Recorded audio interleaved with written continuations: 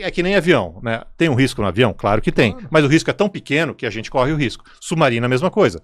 Até o Titã, que a gente pode falar um pouquinho, praticamente não tinha acidente com o submarino. Então você vai ver a estatística de acidente com o submarino, vê que não tem, ou praticamente não tem.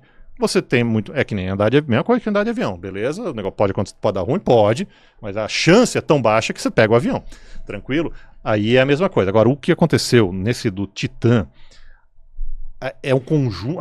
É um conjunto de erros, assim, porque a gente tem tecnologia para chegar a 4, 5, 6 mil metros de profundidade há mais de 60 anos.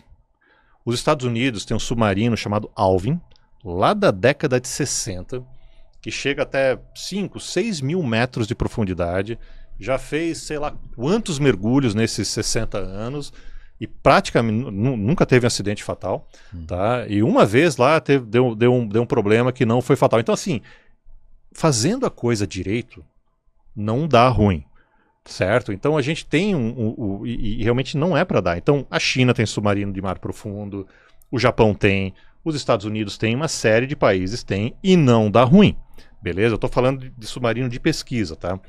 Além disso, tem todos os submarinos militares. Só que submarino militar não vai tão fundo, vai até uns 200, 600 metros. Estou falando de submarino que vai lá nos milhares de metros. Só que aí o Stockton Rush, que é o cara da Ocean Gate, que é essa empresa, resolveu fazer turismo com o submarino lá no Titanic. Esse cara já estava fazendo turismo com os submarinos mais do rasinho e estava dando tudo certo. E aí ele teve essa ideia de fazer no Titanic. E por algum motivo ele quis trabalhar com fibra de carbono. Esse que foi o grande problema do Titã. Porque esses submarinos de mar profundo vão utilizar ligas de aço ou ligas de titânio justamente para você ter uma lata, né? Eu vou botar assim, uma esfera, um ambiente que resista a essa pressão. E reitero, a galera já faz isso há 60 anos, não tem segredo nisso. Só que a fibra de carbono ela tem uma vantagem, porque ela é muito mais leve. Razão pela qual a galera faz bicicleta, barco, caiaque, enfim, um monte de coisa com fibra de carbono hoje. E isso permitiria, se desse certo, é mais fácil você transportar um equipamento desse de um lugar para outro. Só que esse cara parece que era meio cabeça dura, tá? Tem até um documentário aí na Netflix aí que conta essa história em bastante detalhe, sabe? E ele apostou na fibra de carbono e os testes em laboratório, que foram feitos em parceria com a Universidade de Washington, já estavam mostrando, antes dele mergulhar, já estavam mostrando que a fibra de carbono não era um bom material. Ela rompia, porque ela não é que nem uma liga de metal, ela é uma fibra. Ela é como se fosse uns fios mesmo assim de carbono, entendeu? Ela não amassa, ela vai quebrar, né? Ela quebra. Ela não tem flexibilidade. Perfeito. E como você tem isso, ainda por cima tem a possibilidade de você ter ar ou água ali no meio que se congela, pode mudar a conformação. E aí o que a galera fez? Começaram a botar uns sensores de som para pegar essas fibras quebrando. Então, além do teste não dar certo em laboratório, o cara peitou e falou, eu vou descer. E ele botou a vida dele mesmo em risco. Ele chegou e falou, eu vou descer nesse submarino, fez um teste primeiro nas Bahamas, se eu não me engano, e depois foi lá no Titanic. Num submarino que era chamado mesmo de submarino experimental. E assim, a galera, quando tinha que descer no Titã, eles tinham que assinar um termo mesmo, onde estava claramente escrito que era um submarino experimental. Beleza? E eu tenho uma pessoa, um colega meu de um projeto de pesquisa que desceu no Titã, ele contou um pouquinho para mim como é que foi a experiência. Ele já tinha visto, isso foi antes de implodir, tá? E ele veio, uma pessoa até que ele veio lá em Floripa, me contou um pouquinho como é que foi o mergulho. Então, o problema todo do Titã foi que o material escolhido não era adequado para esse tipo de equipamento. Havia evidências fortes de que ele não resistiria pelos testes em laboratório e pelos resultados acústicos dos primeiros mergulhos também. Só que esse cara peitou esse negócio mesmo assim. Tanto que os funcionários dele acabaram sendo mandados embora ou pediram demissão desse negócio porque já viram que o negócio ia dar ruim. Né? E teve um mergulho lá, que até uma outra pessoa que eu conheço estava nesse mergulho, que realmente deu um problema acústico bastante grande, evidenciando que havia um risco sério dele implodir. Se eu não me engano, no mergulho seguinte, que foi depois na próxima temporada, foi quando teve a implosão. E além disso, ele não era esférico. Ele era um submarino também, ele era mais um cilindro do que uma esfera. Então, ele talvez não tivesse o formato apropriado para um submarino para essa profundidade de 4.000 metros, tá?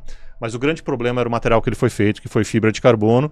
E aí o que aconteceu foi que essa galera, especialmente o CEO ali da empresa, basicamente não ouviu a ciência, cara, porque os dados científicos estavam mostrando que ia dar ruim, que não ia resistir a fibra de carbono, e de fato não resistiu. O que é o mais fundo que a gente consegue pesquisar? É uns 5.000 metros? Não, a gente consegue chegar no lugar mais fundo dos oceanos, tem cerca de 10.900 e alguma coisa. É a Fossa das Marianas, quase 11 quilômetros, quase 11 mil metros de profundidade, a gente chega até lá embaixo. O David... É o mais fundo ou é o mais fundo que a gente já chegou? Não, é o mais fundo que a gente... É o mais fundo que, assim... Esse mapeamento acústico, né, de profundidade, isso já foi feito no planeta. Não num detalhe, assim, na escala tão fina, mas a gente sabe que as Fossas Marianas, a quase 11 quilômetros de profundidade, é o local mais fundo do planeta Terra. E já descemos pelo menos 2 vezes lá de submarino. Foi o Trieste, lá na década de 60, por isso que eu estou dizendo, essa tecnologia para fazer submarino, ela já existe há 60 anos. O Titan deu ruim, porque essa empresa, a OceanGate, né, e o CEO dela, realmente apostaram no material que não era adequado para fazer esse negócio, não ouviram a ciência, e aconteceu o que aconteceu. Mas o James... Você conversou com a galera que chegou a entrar no Titan, não conversou? Rolou isso aí? Eu conversei com uma pessoa que desceu no Titan, E foi esse seu amigo, né? É um amigo meu, é um amigo meu, assim, já desde a época que eu morava nos Estados Unidos. E a gente fez um projeto junto, bastante grande, com a União Europeia, um projeto que eu terminou no ano passado.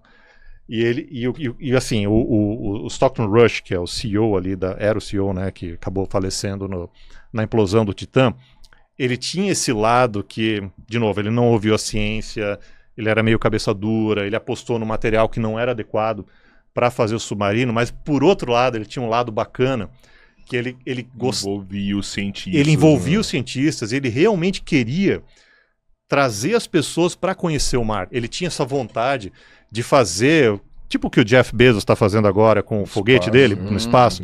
Ele queria tornar o mar acessível para mais pessoas. Né? Para gente, por exemplo, nós 3 aqui, a gente paga uma grana lá, vai no submarino dele, vai ver o Titanic. Não é um negócio legal? É legal pra caralho, assim. Só que uma série de erros acabaram, né? E assim, o ruim dessa história toda, e pra galera também entender, é que assim, esse foi um problema isolado não diria, mas foi um problema específico desse tipo de submarino que o cara fez, entendeu? Reitero, existe tecnologia para fazer submarinos seguros, mesmo para irem a essa profundidade. Já tinha uma pessoa que fez, inclusive, mergulhos turísticos para o Titanic antes dele, entendeu? Só que ele nem topou a parada com a OceanGate, porque ele já sacou que o negócio ali não estava indo na direção correta.